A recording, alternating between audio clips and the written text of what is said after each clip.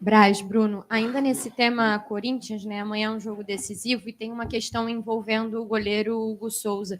No dia do sorteio lá na CBF, o presidente Augusto Melo disse que estava tudo encaminhado e que o Hugo era do Corinthians. Hoje é 1º de outubro, eu queria saber se tem alguma sinalização para essa compra em definitivo ou se eles pagaram ou vão pagar para que o Hugo jogue amanhã. Olha só, se na data o jogador tiver definitivo com o Corinthians, eles não precisam pagar. Se não tiver, vão pagar. Simples assim.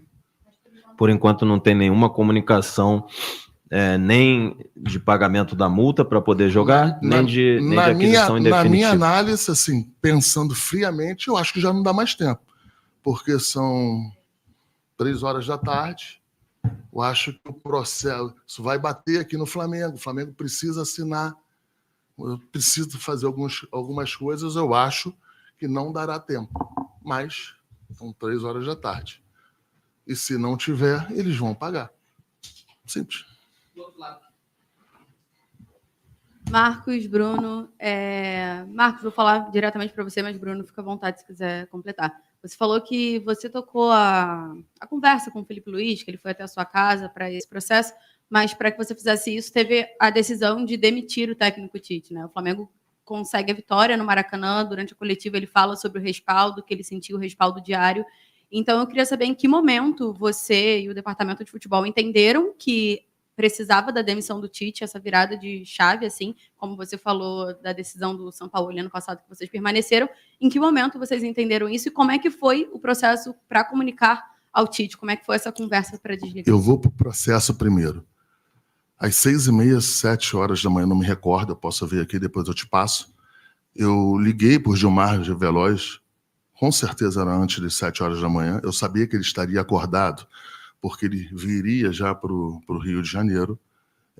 Conversei com ele, dei a posição do Flamengo e disse que aguardaria o retorno dele para que eu pudesse soltar a nota oficial.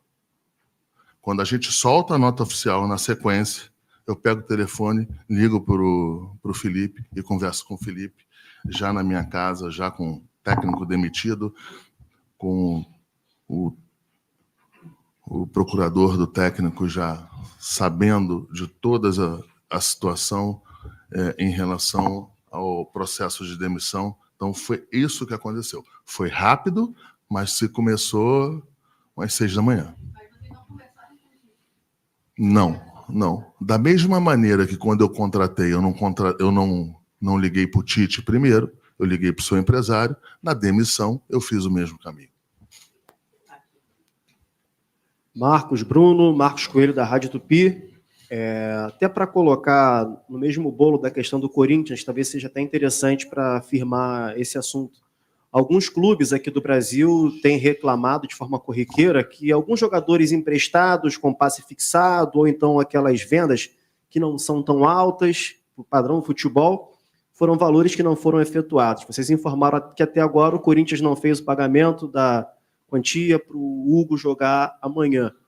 Em cima disso, outro atleta que também foi assunto alguns meses atrás e que até agora a gente não teve uma atualização. Quanto ao Mateuzinho, como anda a tratativa com o Corinthians? A última notícia é que existia uma dívida por parte do Corinthians referente à negociação do Mateuzinho. Isso já está resolvido?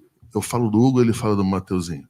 Em relação ao Hugo, o Corinthians ainda está dentro do prazo dele em relação ao exercício da opção de compra de um percentual. Está dentro do prazo dele.